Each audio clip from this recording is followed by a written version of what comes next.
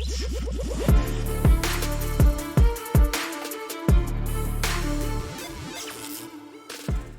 little bit of breaking news, at least as far as I can tell, because all the articles that I've seen on this were published today, February 27th.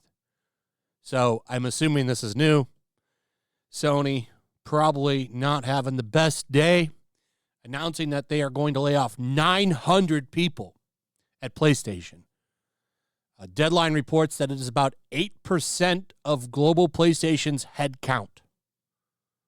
Layoffs, by the way, are a nice way of saying fired, because it doesn't mean you're coming back eventually. You're laid off. You're fired. Now, most of them will probably find jobs somewhere else, especially if they're talented. Sony, though, before we get into this, I got to say, have really just dropped the ball with PlayStation 5.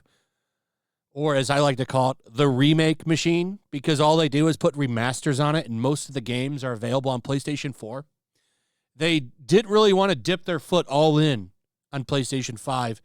And for a lot of people, it's like, well, why would I buy a PS5 when my PS4 still plays most of the games? This is still a problem for them. They don't really have very many exclusive games on this system. They don't.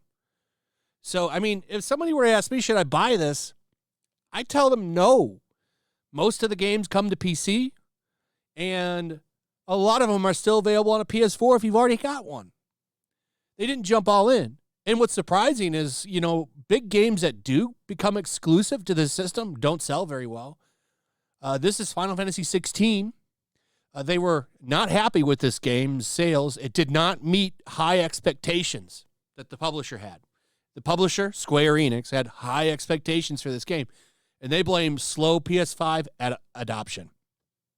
I think it's a valid point because, like I said, it's the remastered remake system. What was one of Sony's big releases this year? A remaster of The Last of Us 2. Spider-Man 2 sold well.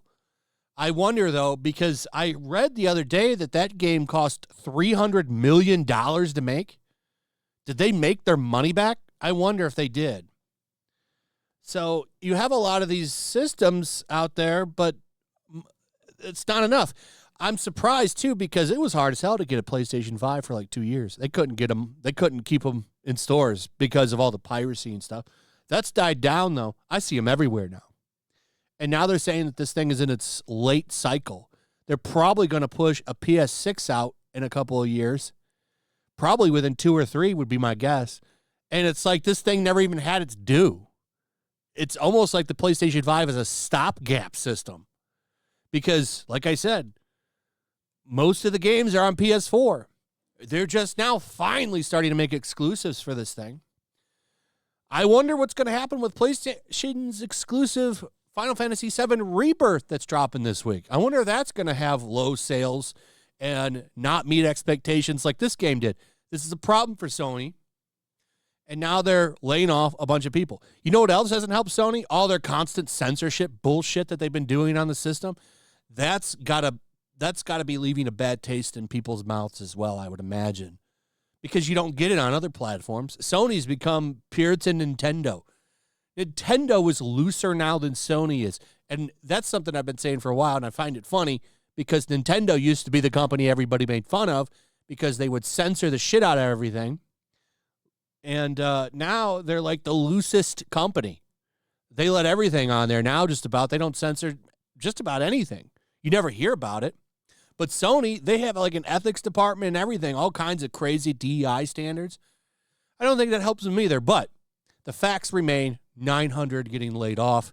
Sony said today it will let about 900 people, or 8% of its global PlayStation headcount, the latest layoffs to hit the gaming industry. It's not just them two. Xbox is having problems as well. Sometimes I wonder if we're heading for another gaming crash. These people can't manage their budgets. $300 million for a game is ridiculous. You should be able to make these cheaper. Look at Nintendo. Nintendo makes great games, and that hardware is old as shit. In a blog post titled Difficult News About Our Workforce, the company said employees across the globe, including studios, are impacted. U.S. staffers with will all be notified today. The PlayStation community means everything to us, so I feel it was important to update you on a difficult day at our company, wrote Jim Ryan, president and CEO of Sony Interactive Entertainment. The industry has changed immensely, and we need to future-ready ourselves to set the business up for what lies ahead. We need to deliver our expectations from developers and gamers and continue to propel future technology in gaming. So we took a step back to ensure we are set up to bringing the best gaming experiences to the community. A lot of studios hit. Insomniac, the Spider-Man studio, Naughty Dog, just about all of their big studios were hit by these layoffs. It wasn't just, people working the desk. A lot of talent got affected by this, I would imagine. Don't worry, though. Neil Druckmann still has his position, I'm sure. He's still there. He'll be the last one to go. He'll fire 35,000 people before he loses his job.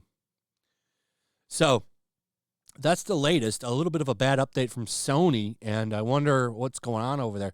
They need to cut their expenses down, which I think they're trying to do, but how about you deliver some good exclusives to PlayStation that aren't woke as fuck? That would help too. Anyway, that's pretty much it. Let me know what you guys think about all of this in the comments below. Also, if you would, please like, subscribe, share the video. Make sure you're still subscribed. Hit that notification bell, and I'll see you on the next one. Peace. Make sure to check out my locals. There's a link in the description. It's a fun community that I'm trying to build over here. If you don't want to support me on YouTube, you can come over here. None of that money goes to YouTube. You also can just come over here for free. But if you are a supporter over here, I do plan on doing an extra live stream once a month and throwing links to the supporters so you can actually come on and have a supporter live stream with me. Also, it's a good place to catch all of my content. You don't have to worry about notifications like YouTube. They'll definitely work over here. So come check out my locals.